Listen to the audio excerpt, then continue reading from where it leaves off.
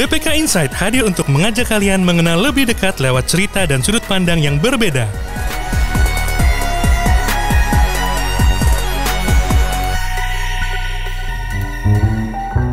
Selamat datang di BPK Insight, podcast pembelajaran BPK Korpu. Ya, ini adalah episode kesekian ya, karena sudah banyak episode. Jadi sahabat pembelajar nanti bisa lihat banyak sekali episode yang telah lalu. Silahkan dipelajari karena memang tujuan podcast kita untuk pembelajaran. Nah, kali ini kita kehadiran seorang bintang tamu. Oh, bintang tamu ya. Kesannya kayak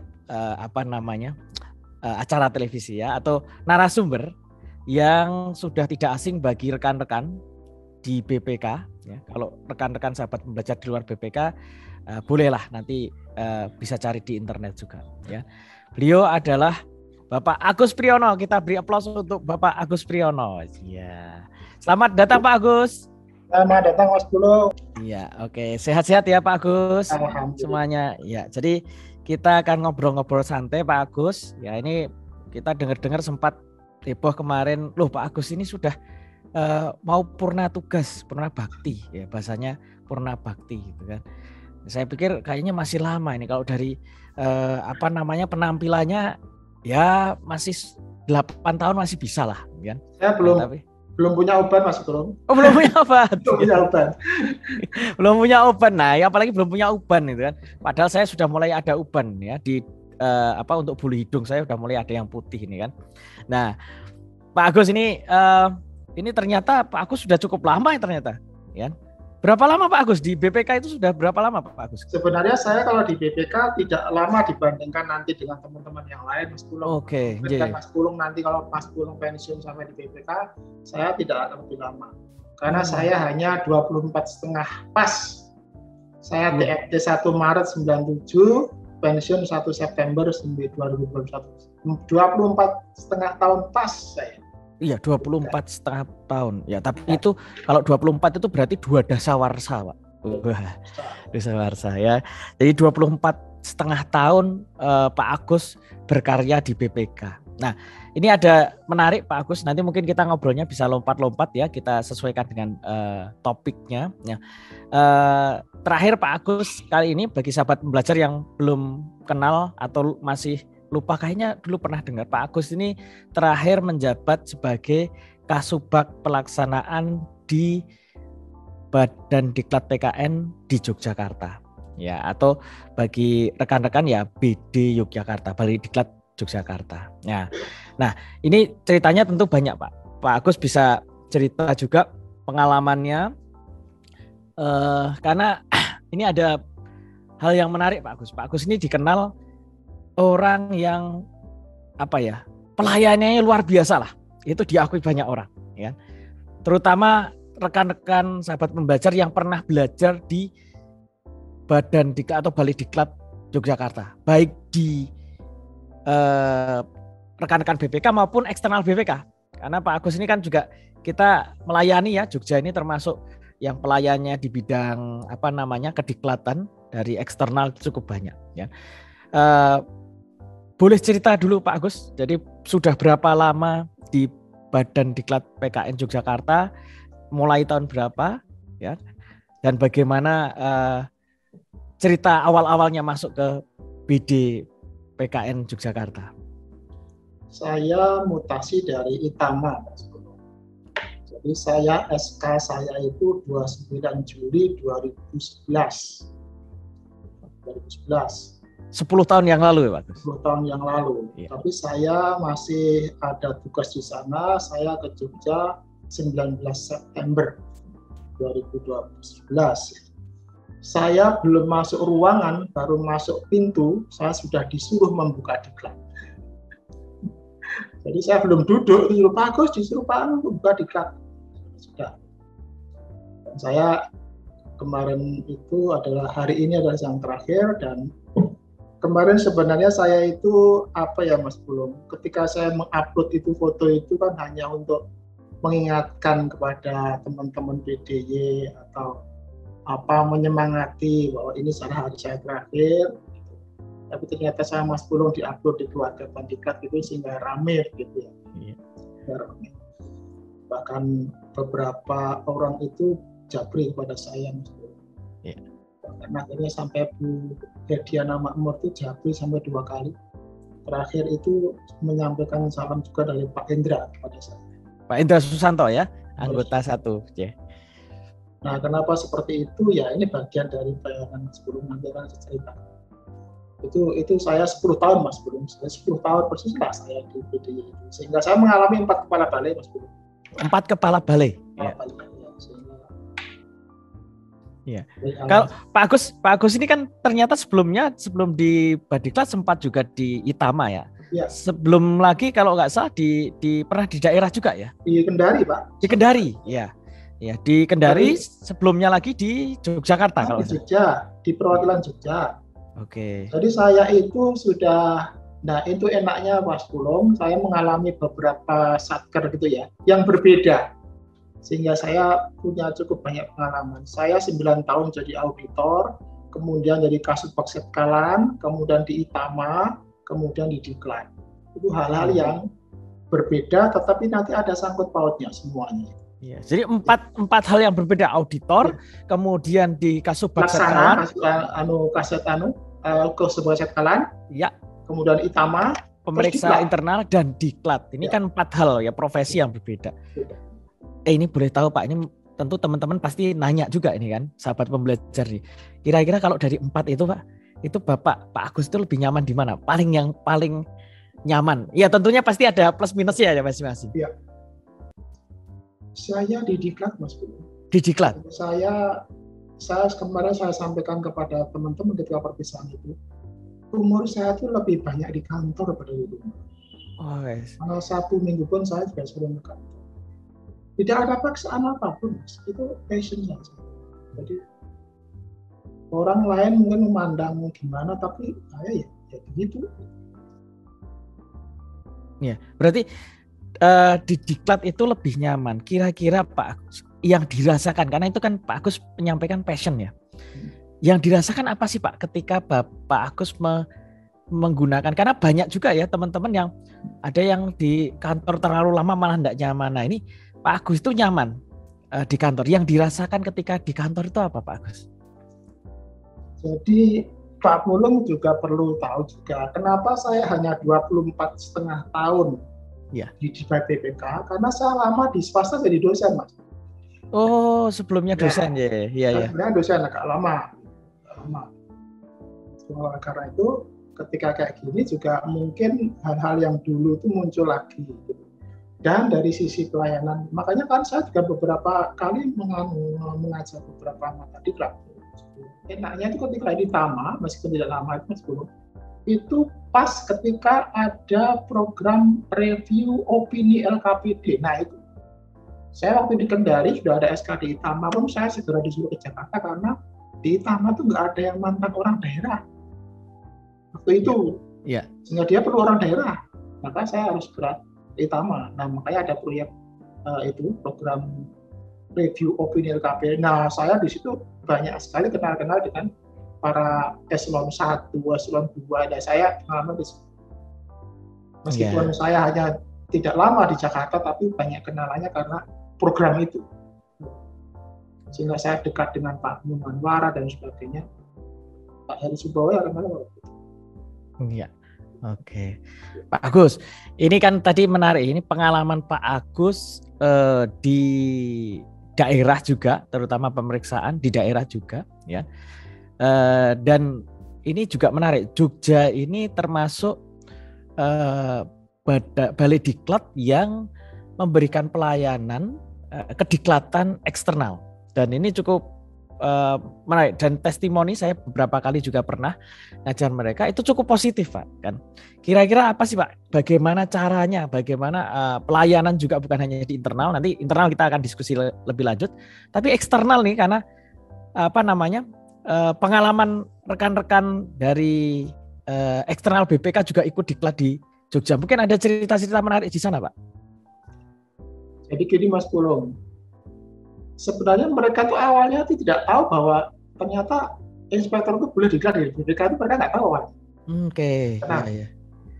Nah kemudian ketika kita membuka diri apalagi setelah jadi eselon 1 ketika membuka diri, meskipun membuka diri itu masih sangat dibatasi, masih sangat dibatasi. Ya. Nah itu akhirnya saya itu ke Inspektorat Provinsi. Jadi begini Mas Pulung, kita hidup di Jawa, kita itu orang birokrasi. Kita jangan ada masalah dulu dengan itu, supaya kita tuh lancar semuanya, meskipun kadang-kadang kita harus menabrak di birokrasi. Jadi ini saya ketemu Inspektur Provinsi Jatim. Kemudian saya izin ke perwakilan Jatim BPK.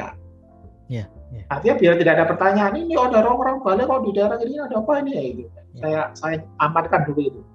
Artinya saya izin kepada Inspektur Provinsi Jatim, Pak saya akan ke sini dalam rangka untuk seperti ini.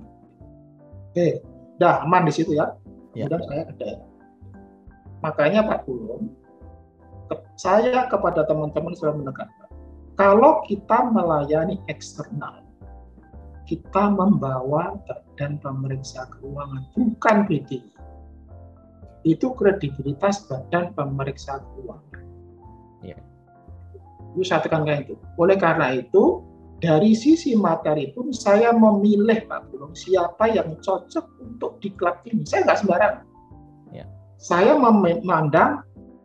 memilih bahwa semending saya undurkan di klubnya kalau kita melihat yang ada pengajarnya adalah itu saja. Ya. Pak ini yang kosong ini tidak. Saya tidak mau Pak. Ya. Karena saya membawa nama badan pemeriksa keuangan. Tidak pas itu. Tidak pas. Kurang nggak pas. Oleh karena itu ketika akhirnya evaluasinya selalu sangat positif. Seperti itu. Dan itu dari sisi materi Pak Pulung. Dari sisi pelayanan Pak Pulung. Kapanpun mereka datang ke Jogja, Pak nanti jam berapa datang rombongannya? Jam 9 Pak, saya akan datang ke Wisma. Kemudian saya sapa di kelasnya, saya ngobrol di kelasnya kadang-kadang, kemudian juga ngobrol di tempat makan. Mereka pulang pun saya ungkap nih. Dan mereka kapanpun datang menemui saya pada hari apapun, oke. Pak, saya mau Pak Agus, tapi bisa hari Sabtu. Oke, silakan Pak. Kita ketemu di kantor hari Sabtu. Dan mereka sudah mulai ada ikatan itu. Bahkan sampai ada Inspektorat Kabupaten Kediri itu sudah diikat 9 kali. 9 kali. Iya. Rata-rata lebih dari 2 kali Pak kalau seperti itu. Nah ternyata terus tersebar, kedengaran juga di mana Sulawesi, Bolang Mongondo Selatan, kemudian Manado, Halmahera, Papua juga. Itu memang menarik ya. Jadi ini ada 4 poin Pak. Ini kita baru jalan beberapa menit Pak, tapi saya sudah bisa ngambil hal-hal yang luar biasa nih. 1, yang keren dari Pak Agus adalah Pak Agus itu menjaga komunikasi. Jadi tadi salah satu contohnya adalah Pak Agus pada waktu di Jawa Timur bukan hanya sekedar menghubungi calon pesertanya, tetapi juga rekan-rekan internal juga untuk menjaga agar tidak ada ketersinggungan dan sebagainya. Ini jarang sekali Pak. Banyak orang asal bekerja tapi tidak melihat bahwa kadangkala apa yang kita lakukan itu menyinggung orang lain. Dan ini dilakukan dengan sangat elok dengan Pak Agus. Kemudian, nah ini perlu ditiru oleh sahabat pembelajar juga. Jadi ketika kita melakukan aktivitas pekerjaan apapun yang tadi Pak Agus sampaikan adalah naik ke bukan hanya satu unit, tetapi juga nama organisasi. Nah ini yang bagus Pak, ini kayaknya nanti poin ya. Kemudian ada juga nih Pak, kualitas, artinya ketika menjaga nama baik BPK, organisasi, maka secara kualitas pasti akan dilakukan, baik pengajar, materi dan sebagainya. Kemudian yang menarik lagi adalah pelayanan yang bisa dikatakan 24 jam, 7 hari seminggu atau 30 hari sebulan ya. Nah, ini kayaknya ini baru kita belum panjang saja sudah dapat poin menarik Pak Agus ya. Nah, sekarang saya ada pertanyaan ya. Ini pertanyaannya. Pak Agus ini 10 tahun di Badiklat PKN ya. Dan tentunya ya, ini sahabat pembelajar kita ini kan macam-macam ya, dari yang muda sampai yang senior. Tentunya sudah ketemu dengan banyak orang, Pak. Dari yang dulu masuk masih CPNS sampai yang mungkin sekarang sudah ketua tim. Ya, tentunya sudah 10 tahun pasti ada yang sudah sampai di sana, kan? Boleh cerita dulu Pak, ini karena dampingin CPNS sampai ketua tim, diklat ketua tim mungkin sampai eselon. Adakah kisah yang menarik Pak di sini? Jadi saya dari CPNS dulu masuk 1 level. Saya intens ya. Mereka kan kalau dulu itu dari prajabatan istilahnya dulu ya, sampai kemudian sekarang latsar gitu. Kalau CFP dulu auditor ahli gitu Mas Bro, sekarang 6 bulan. Sehingga saya itu dari sisi karakter, dari cara berpikir, itu kita bisa merasakan. Jadi kalau secara pribadi Mas Bro, saya tuh bisa kok, oh orang ini nanti kita bermasalah. Iya. Kedepannya bermasalah. Itu kelihatan Pak. Karena saya 6 bulan melewati 6 bulan melewati itu. Jadi mereka itu kemudian cinta lokasinya dengan siapa aja saya tahu. Iya, cinloknya ya Pak. Cinloknya dengan siapa aja saya tahu. Ya, untung saya nggak di diklat awal di badiklat Pak. Kalau diklat mereka ketahuan Pak Agus nanti cinloknya dengan siapa Pak. Ada yang jadi terus yang menikah mereka sudah mengundang saya gitu. Ada yang menikah gitu seperti itu. CPNS itu.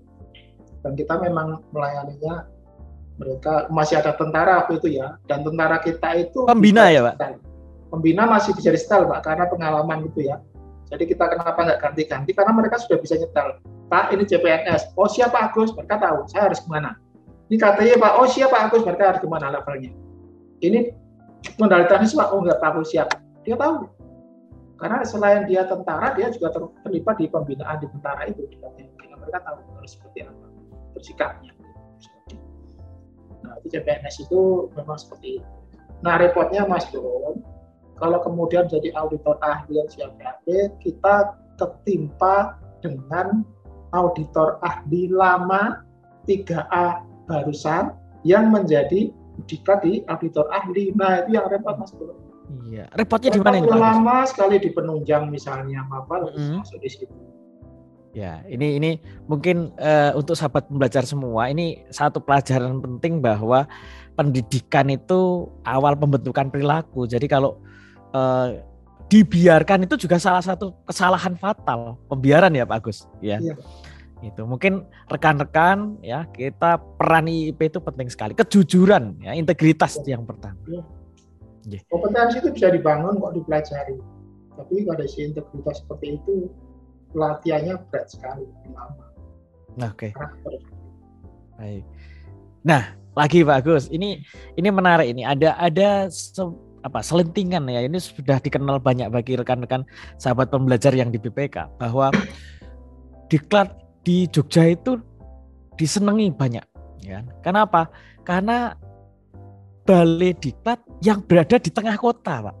Sementara kalau Bali, bagi sahabat pembelajar yang belum tahu, balai diklat di Bali, Goa, dan Medan.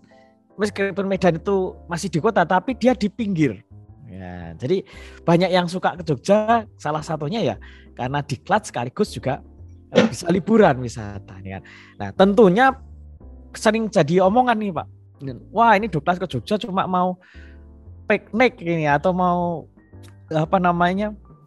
pulang kampung katanya seperti itu kan. Ngadepin tentunya kan dari Badiklat punya tanggung jawab, Pak Agus punya tanggung jawab.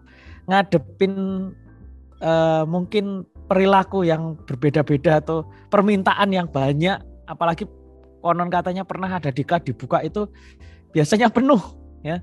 Dibukanya cuma 40 orang, 100 orang yang daftar. Nah, boleh ceritakan Pak kejadian-kejadian yang berkaitan dengan ini, Pak Agus? Saya mau cerita dulu di luar itu. Ya. Bahkan tempat diklatnya Jogja ini sudah pernah mau dipindah. Ini banyak orang yang tidak tahu. Dan saya bergerilya untuk tidak pindah. Karena ini Pak Gulung, pokoknya cari tempat 2 hektar di Jogja, nanti untuk balai. Ya. Sekarang 2 hektar di Sleman udah nggak ada. Kita cari 2 hektar. Dan apa kita punya uang? Adanya cuma di Kulon Progo itu dulu sebelum ada bandara kan. Ada 2 hektar di sana masih banyak. Tapi apakah nanti bagaimana? Nah, padahal konsep namanya balai tempat penyelenggaraan harus ada di tempat sepi itu konsepnya LAN sudah 40 tahun yang lalu. Dan itu sampai sekarang pun masih seperti itu konsepnya. Coba Mas Pulo kalau ngajar di Jogja, apakah terdengar suara mobil? Kan enggak. Enggak ya? Iya enggak. Artinya kalau apalagi zaman sekarang Mas, itu kita itu, terutama CPNS ya Mas, untuk saluran stressing mereka itu nyaman sekali di sini. Yeah. Mereka mau ke Malioboro bisa, ke futsal bisa, ke makanan banyak, cukup jalan kaki. Itu diklat yang 6 bulan itu tuh sangat membantu Mas Pulung. Tapi kalau Mas Pulung misalnya nanti 6 bulan tapi di jauh tempatnya kayak di provinsinya DIY itu di Gunung Sempu itu, isinya cuma jangkrik sama kodok itu seperti itu. Ada yang peserta diklat yang kesini, kemudian kesini bawa anak, saya suruh pulang. Jangan bawa anak tempat diklat, Mas di sini diklat, jangan ngomong di sini, silakan pulang. Saya suruh pulang, nggak mau. Dan ketika ada kan Mas Pulung, ada diklat eselon, kemudian ada yang ganti golongan 2, saya suruh pulang. Saya suruh pulang. Yang salah LO-nya itu. Ya. Kenapa? Kan tahu salah kenapa Mas kok ngganti saya disuruh LO-nya. Enggak bisa. Pulang. Mas akan bicara apa? Ini diklat eselon, nggak punya pengalaman apa-apa di bidang itu. Dan syaratnya kan ini, saya mau suruh pulang. Ya dia emang sebenarnya ragu-ragu. Takut juga. Iya. Ya, ini menarik sahabat pembelajar ya. Jadi memang yang barusan diceritakan Pak Agus ini memang pernah kejadian, saya juga kebetulan tahu waktu itu. Jadi di tengah diklat kalau nggak salah ya Pak Agus. Jadi baru hari pertama ternyata datang, ternyata tidak sesuai dengan kriterianya. Jadi pulang, kan? Jadi memang menarik sekali disiplin yang diterapkan. Mungkin kurang tahu ya di balik diklat yang lain, tapi pernah kejadian di mana saya melihat sendiri salah seorang rekan yang itu diklatnya memang untuk ketua tim ke atas, tetapi yang datang adalah staff ya, level masih baru gitu ya, pengalamannya masih minim dan terpaksa harus pulang. Ya, ini oke. Lagi Pak Agus, ini ada hal menarik. Tadi Jogja itu identik dengan Bali diklat yang di tengah kota. Ya, dan dari pengalaman saya juga dengan Pak Agus gitu ya, dengan Jogja ini yang menarik adalah pembelajaran sosialnya, Pak. Ya, pembelajaran sosialnya. Jadi banyak diklat-diklat yang misalnya kemudian ada kegiatan baik itu diklat level latsar maupun CPNS maupun diklat eselon ya, yang bisa menggunakan seperti museum, kunjungan ke museum, kemudian kunjungan ke tempat-tempat yang tentunya banyak sekali ya, dari pengalaman banyak kan. Dan ini merupakan sistem belajar sosial yang bagus. Nah, cara Pak Agus mendesain sekaligus bagaimana mengelola, ya kan harus menghubungi beberapa pihak ya. Misalnya museum atau apa, itu gimana Pak Agus? Ini kan beberapa waktu yang lalu sering ya pembelajaran sosial seperti itu. Jadi meski ini Mas belum tidak hanya itu ya, tapi di teknis pun juga seringkali kita harus buat. Ya. Terutama di teknis yang infrastruktur harus kuat. Jadi untuk CPNS jelas, kemudian di Kapim jelas, kemudian ada diklat-diklat yang soft skill juga ada yang seperti itu, termasuk di teknis pemeriksaan. Jadi kita memang ketika dari sisi saya berangkatnya dari Mas belum, saya berangkatnya dari konten, ya, substansi diklat. Sumber daya air itu besar, banyak sekali, dari morfologi sungai, bendung-bendungan, irigasi, drainase, sampai pelabuhan, perpipaan dalam air, itu sumber daya air semua. Pengairan, irigasi, itu sumber daya air semua. Ini mau yang mana? Teman-teman tuh mau butuhnya yang mana?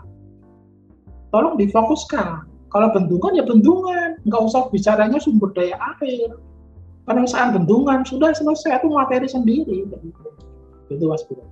Jadi saya concernnya juga di perencanaan juga seperti itu. Ketika bendungan Mas Bro, ya saya bawa Kulon Progo yang bisa yang memang sedang ada pembangunan bendungan di Kulon Progo, saya bawa. Silaturahmi itu nggak bisa diganti Mas Bro. Jadi kalau saya tuh mencari dosen di UGM, saya datang sendiri. Sowan gitu. Sowan.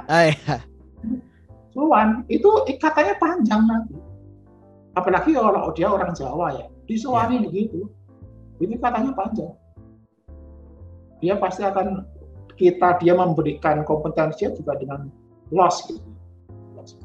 Saya pernah Pak melayani pengajar dari ya mungkin saya dianggap panitia biasa, saya disuruh membawakan jasnya. Saya sempat dari ruangannya itu, saya disuruh jalan jasnya. Sampai anak-anak itu manyel, Pak Agus itu udah nggak apa-apa, dia tahu kan saya panitia gitu. Yeah. Sampai kemudian wah itu lihat kamar dan pelayanan, wah ini tuh dibanding kesini nih kayak gitu. Nah kalau sampai apresiasi seperti itu muncul Mas Pulung, saya capeknya udah hilang kok. Oke. Artinya itu saya on the right track gitu. Bener gitu. On the right track, ada apresiasi, udah bener. Udah capeknya hilang.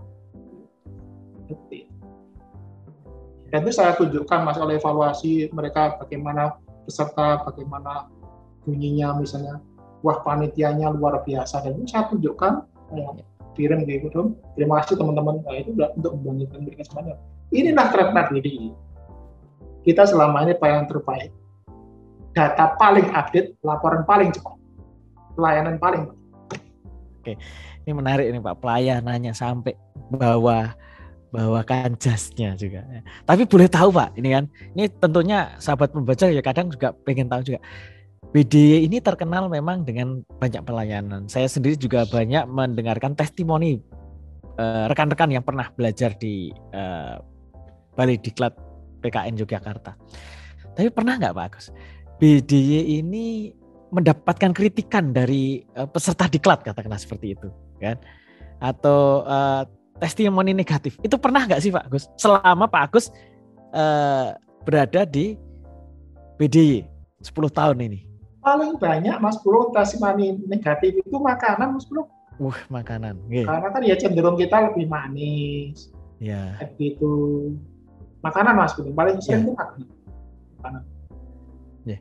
Terus ini Pak ini tadi bicara tentang Wisma. Jadi ada selentingan, saya sendiri juga tidak tahu karena saya hanya 1-2 kali ya pernah di Wisma. Katanya Wisma Jogja ini spesial gitu kan. Ini kan cerita-cerita yang selentingan yang saya sendiri nggak tahu Pak ya. Ini Pak Agus apalagi sampai sering semalam ya cerita-cerita gimana sih Pak? Bener nggak sih kalau Wisma Jogja itu spesial? Begini Mas Pulung, ya pada dasarnya itu kan semua gedung itu ada. Oke. Ada apa ini Pak? Saya itu Mas Pulung, kalau rapat di Bandika, di Kalibata, saya itu selalu di Wisma Pusdika. Oke. Saya di hotel hanya 1 kali karena memang tidak ada tempatnya. Selalu sama itu di hotel. Dan ketika saya sana, selalu ada geret-geret meja itu selalu ada. Tetapi saya ya sudah nggak ada rasa takutnya. Setiap ada kayak gitu, saya selalu ada kok. Siang pun ada kok. Tapi nggak ada. Artinya apa? Itu wajar aja. Nah, bagaimana dengan Jogja? Saya pernah loh Mas Pulung sendirian sampai 12 malam di sini. Ya kalau dari cerita teman-teman sih dulu ada, ya geret meja juga ada, tukang bakso sekali itu. Tapi setelah mulai beberapa tahun ini sudah nggak ada sih sebenarnya. Apalagi kalau Mas Pulung, saya itu kan kenapa tiap hari sampai malam? Saya tuh menyalakan lampu. Karena kan kita tidak punya satpam Mas Pulung. Supaya nggak sinop, saya nyalakan malah yang perlu lampu dinyalakan. Saya nyalakan lampu. Pagi itu dimatikan sama CNS gitu. Tapi kan kalau malam menyalakan. Supaya nggak sinop. Ya. Ada keluhan dari peserta nggak Pak? Yang mengeluhkan masalah Pak creepy, horor nih Pak kamarnya, itu pernah ada Pak? Oh pernah, kalau kayak gitu pernah. Itu biasanya juga diberitahu orang dulu Pak yang pernah ke situ kayak gitu pernah.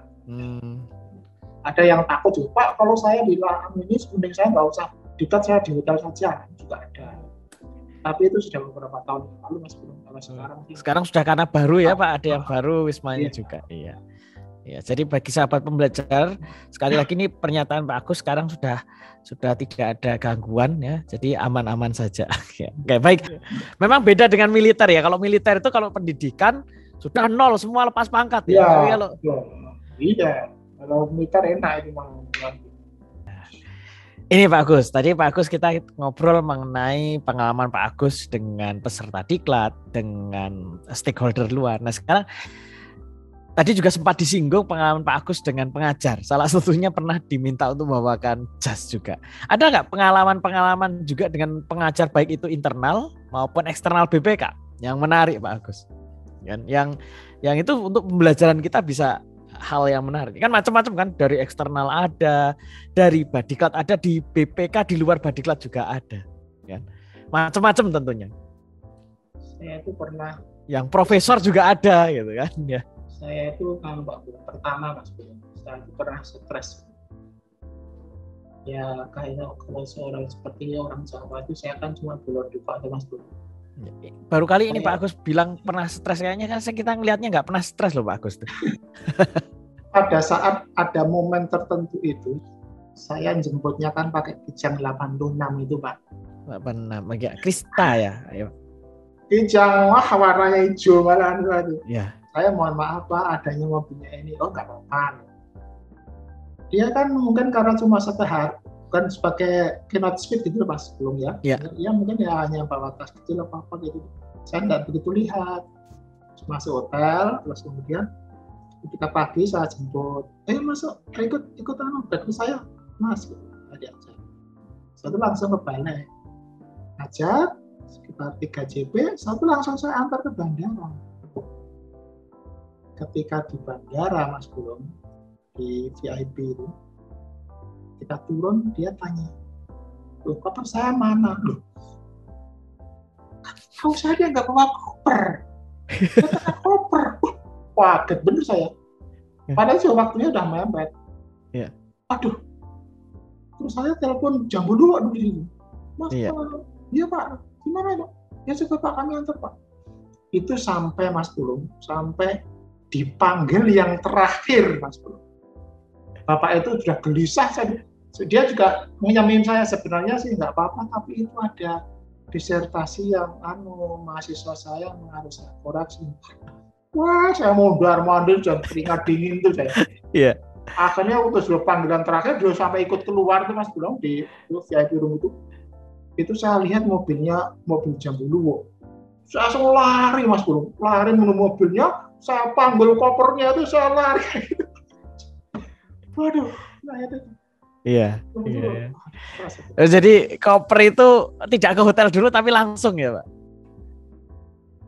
Dia itu, masa itu nggak bawa koper setahu saya gitu. Ternyata dia bawa koper. Iya. Yang kedua Mas Bulung, saya pernah kan yang komunikasi saya. Pernah Mas Bulung, dia itu saya komunikasi terus, pernah dia kemudian saya, dia itu nggak ngaruh Mas Bro. Saya pas saya cas, begitu akhirnya setelah selesai cas saya dimarah-marahin. Wah Pak, saya ini, kamu tuh siapa? Kapanpun Pak Sekjen mau ke saya telepon aja diangkat. Gitu. Waduh Pak, gitu Pak. Karenanya apa itu Pak? Karena ngecas kan gitu? Saya karena dicas. Dia nggak tahu saya ditelepon. Oh iya. Itu saya dimarah-marah itu Pak. Pak Sekjen aja setiap saya itu ternyata promotornya Pak Sekjen. Pak Sekjen itu aja kesibukannya kurang apa Pak Sekjen itu. Setiap aja diangkat. Jadi harus sedia 24 jam nih, nggak boleh dicas nih Pak. Iya ini masih nggak punya power bank lagi. Akhirnya terus saya Pak, Mas, saya harus hadapi. Begitu dari bandara dia makan di Manengking, saya datangi, Pak mohon maaf Pak, tadi saya yang telepon gitu. Terus udah nggak apa-apa. Saya antarkan ke hotel, ternyata sama putranya dia. Ternyata juga ikut seminar itu. Oke. Kalau dari eksternal Pak, ini kan banyak sekali ya, karena di Jogja ini paling banyak mengadakan kegiatan PKP, PKA, Diklat Kepemimpinan. Itu kan seringkali ada kegiatan yang melibatkan pihak eksternal atau apa namanya, pesertanya juga dari eksternal. Kan? Ada hal yang menarik nggak Pak dari pengalaman Pak Agus selama mendampingi, melayani apa namanya peserta diklat yang eksternal yang cukup banyak itu? Peserta diklat eksternal itu kan sebenarnya biasa ya Mas Pulung ya, artinya mereka keinginannya ya seperti biasa-biasa dengan peserta yang lain. Kita layani dengan seperti biasa, mereka sudah surprise. Pak Agus, ini ada hal menarik. Ini pernah kejadian Pak Agus.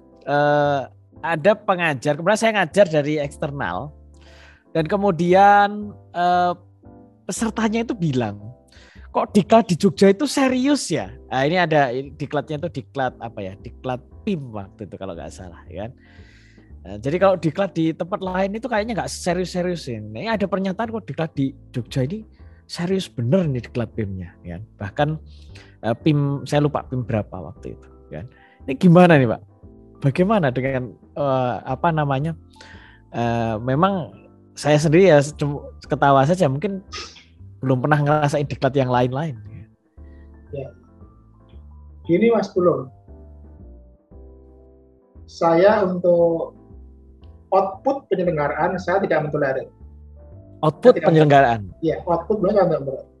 Makanya Mas Pulung juga merasakan ketika ada beberapa pengajar yang saya tidak mengizinkan di sini karena kayak saya tidak punya urusan pribadi dengan pengajar apapun, tapi saya punya kepentingan sebagai kasih penyelenggaraan supaya outputnya bagus. Itu saya harga mati Mas Pulung. Kalau itu kayak NKRI nih Pak. Iya, itu harga mati saya. Ya. Nah oleh karena itu kalau serius ya, tapi kan kita imbangi dengan pelayanan Mas Pulung. Jadi mereka pun nggak serius di kelas gitu ya. Mengeksternal beberapa kali ada yang bilang itu serius. Nah, baru kali ini Pak saya kok diklat kok dari jam sekian sampai jam sekian. Tapi kita imbangi apa ya? Dan memang hasilnya bagus.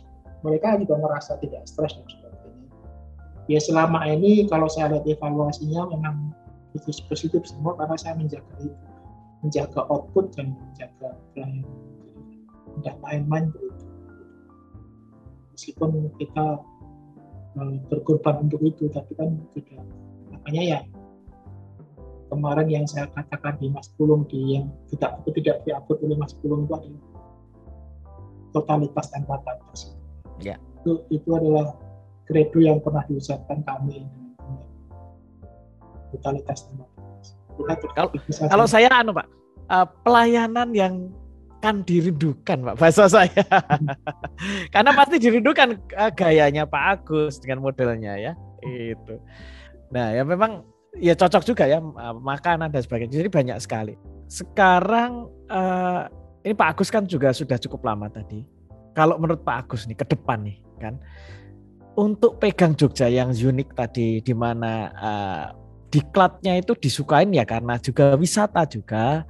Kemudian orang-orangnya yang diklat itu juga bermacam-macam. Kadang juga ketemu orang yang kalau diklat itu merasa tadi seperti auditor ya, minta akan macam-macam. Kira-kira kalau menurut Pak Agus, apa yang harus dimiliki oleh rekan-rekan yang mungkin nanti menggantikan Pak Agus, kan? Agar tentunya secara kualitas itu bagus atau mungkin lebih bagus, misalnya seperti itu Pak Agus. Jadi Pak Pulung, saya sendiri juga apakah nanti kalau dipegang orang yang bukan katakanlah bukan orang Jogja, yang mungkin dia punya aktivitas yang lain atau dia tidak begitu kerasan di kantor, apalagi kalau pelayanan tiba-tiba dengan sampai malam itu bisa berbeda.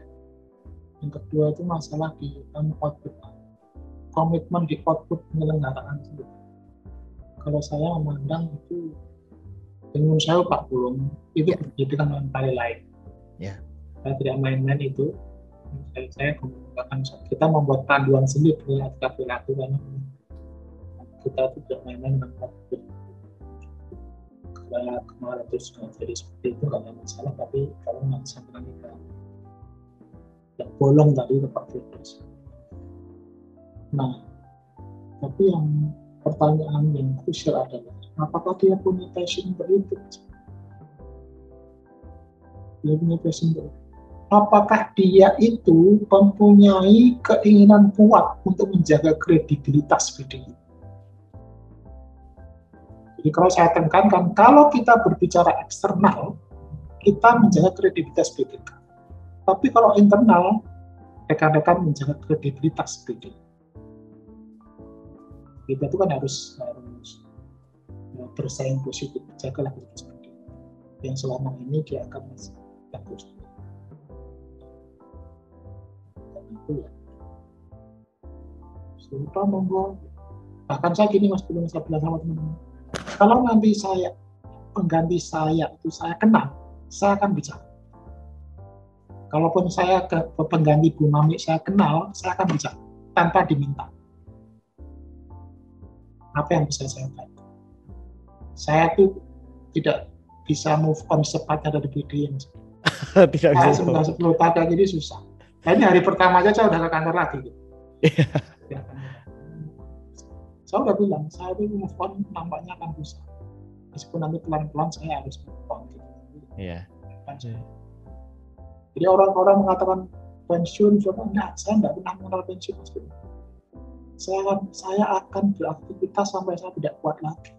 Nanti orang jadi nggak bermanfaat kalau sampai udah pensiun malah leha-leha. Aktivitas saya lebih banyak daripada pensiun Mas Bun.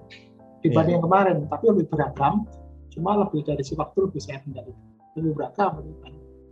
Saya kepada aktivitas ekonomi Mas Pulung loh, saya kan masih punya tanggungan. Oke. Iya. Saya kemarin ada beberapa yang japri, saya hanya pensiun dari BPK. Saya masih siap membantu.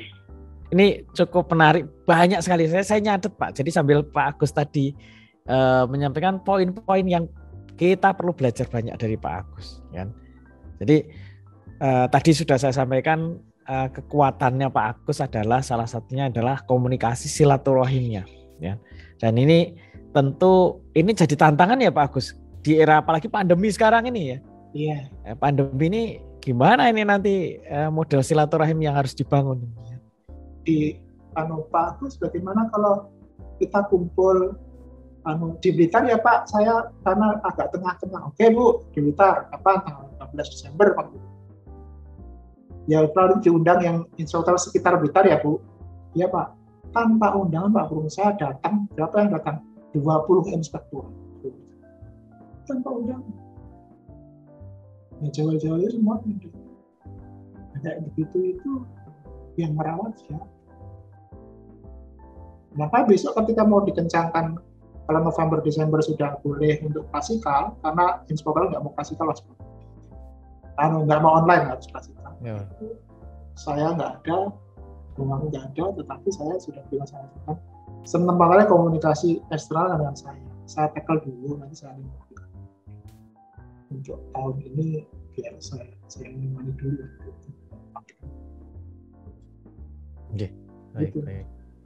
Oke, baik Pak Agus. Wah ini panjang nih kalau diterus-teruskan. Ya baik, saya perlu sharing ke sahabat pembelajar nih. Saya tadi dapat apa? Nanti sahabat pembelajar juga sebenarnya juga melihat ada beberapa hal ini yang saya cukup oke banget nih kan.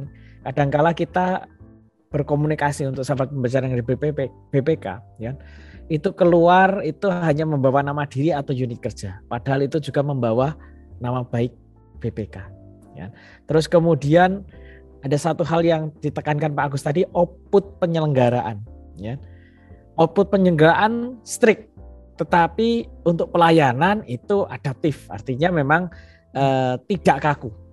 Ya, ini yang unik kan. Jadi output tidak ada toleransi, ya. Kualitas harus dijaga. Tetapi masalah pelayanan itu ya fleksibel. Artinya bisa saja kalau Pak Agus tadi sampaikan nabrak itu ya, nabrak. Kemudian yang menarik lagi dari Pak Agus berikutnya adalah pasang badan, ngadepin peserta yang bermacam-macam ya. Kemudian tadi ada pesan juga Pak Agus masalah passion, kredibilitas, menjaga kredibilitas. kan. Dalam konteks pelayanan kita akan melayani secara profesional. Kurang lebih seperti itu. Baik Pak Agus, terima kasih sekali Pak Agus. Ini pesan-pesan penting ya dari Pak Agus untuk sahabat pembelajar ya. Kalau tadi banyak sekali kita bisa belajar banyak dari Pak Agus mengenai seperti apa Pak Agus. Ya, yang menarik adalah Pak Agus itu termasuk orang yang berani bukan melanggar ya, saya bilang pasang badan ya dengan banyak diskresi, tetapi fokus pada output pembelajarannya. Ya. Saya rasa itu dulu Pak Agus. Diskusi ngobrol-ngobrol kita kali ini. Terima kasih sekali dan kita berharap ya, kalau saya pribadi saya masih pengen berharap nanti kalau pas ada kesempatan saya ke Jogja ya, karena saya sekarang sudah jadi warga Jakarta Pak Agus ya. Jadi kita bisa silaturahim ke Pak Agus sesuai pesan Pak Agus tadi, menjaga komunikasi dengan silaturahim. Kemudian bagi sahabat pembelajar ya, terima kasih sudah mendengarkan podcast kita kali ini ya, episode kali ini, dan selalu ingat untuk mendengarkan, mengikuti podcast kita berikutnya. Terima kasih, selamat berkarya bagi rekan-rekan yang lain. Terima kasih Pak Agus. Wassalamualaikum warahmatullahi wabarakatuh. Waalaikumsalam warahmatullahi wabarakatuh.